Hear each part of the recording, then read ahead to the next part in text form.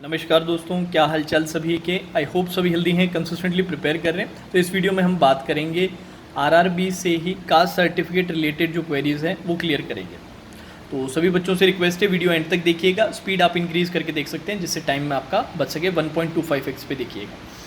सबसे पहले हम बात करेंगे ईडब्ल्यूएस का। ईडब्ल्यूएस एक बहुत इंपॉर्टेंट कास्ट सर्टिफिकेट हो जाता है, क्योंकि इसके बेसिस पे पुराने कई सालों में भी मैंने अपने स्टूडेंट्स को देखा है जहाँ पर उनका कैंडिडेचर पूरी तरीके से कैंसिल कर दिया गया है। तो इसको बहुत सीरियसली लेना है।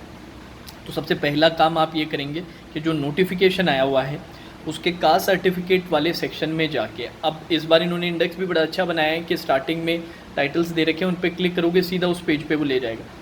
तो जाके आप सारी के सारी क्राइटेरियाज वगैरह और सारी चीज़ें ज़रूर पढ़िएगा।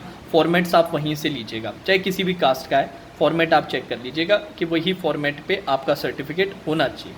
तो ईडब्ल्यूएस की अगर हम बात करें तो ईडब्ल्यूएस में दो चीज़ें इंपॉर्टेंट होती है। एक तो कि ईडब्ल्यूएस का मतलब हुआ कि इकोनॉमिकली वीकर सेक्शंस के लिए तो इनकम एसेट बड़ा इंपॉर्टेंट रहता है, और सेम ही बात ओबीसी जो नॉन क्रीमी लेयर होते हैं उनके लिए भी होता है।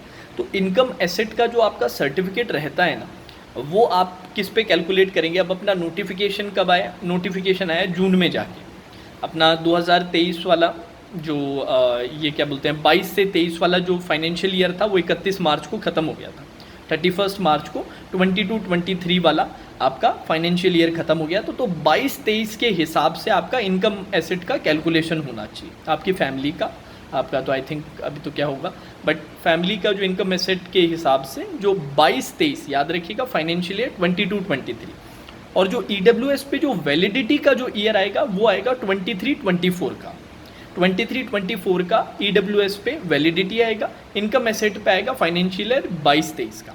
और आपका जो ये ईडब्ल्यूएस है कब का बना होना चाहिए? 1 अप्रैल से बना हुआ होना चाहिए। जो उस पर डेट होनी चाहिए वो 1 अप्रैल से आगे की होनी चाहिए। तो ऑटोमेटिकली वो कैलकुलेशन वगैरह और वैलिडिटी ऑटोमेटिकली ठीक हो जाएगी। ठीक है। अब सर एक और डाउट ये आता है बच्चों के कि सर ख़त्म हो, मतलब हमारी जो रजिस्ट्रेशन ऑनलाइन ख़त्म होने से पहले हमें बनाने की ज़रूरत है क्या? नहीं, बिल्कुल नहीं। अब आप जैसे कि इंटरव्यूज़ देंगे, ऑफिसर्स जो हैं वो इंटरव्यूज़ देंगे, उस टाइम आपको ज़रूरत पड़ेगी, तो उससे पहले ज़रूरत पड़ेगी। और जो क्लर्क्स होंगे, ऑफिस असिस्टेंट्स होंगे, उनकी इंटरव्यू होता नहीं है, तो उनकी सीधी डॉक्यूमेंट वेरिफिकेशन वाला जब टाइम आएगा उससे पहले तक भी आप बना लोगे तो नो इश्यूज़। ठीक है जी। और नोटिफिकेशन को एक बार ज़रूर पढ़ना है। इससे रिलेटेड आपके मन में फिर भी कोई क्वेरी रह जाए ना, तो मैं सजेस्ट करूँगा कि आप IBPS का जो क्वेरी लाइन है या जो हेल्पलाइन नंबर है वहाँ पर कॉल करके अपनी क्वेरी ज़रूर क्लियर करें, क्योंकि ये बहुत इंपॉर्टेंट है। वहाँ पर एक अथॉरिटी का जो सिग्नेचर होता है, अथॉरिटी का भी आप देख लेना, उन्होंने हायरार्की लिख रखी है कि किस पोस्ट वाले बंदे की सिग्नेचर को वो वैलिड मानते हैं, क्या क्या, तो वो एक बार आप रीड थ्रू कर लेना। तो ये EWS की रिगार्डिंग हुआ। दूसरा ओबीसी का अपने नॉन क्रीमी लेयर की बात करेंगे, क्योंकि उन्हीं को रिजर्वेशन मिलती है।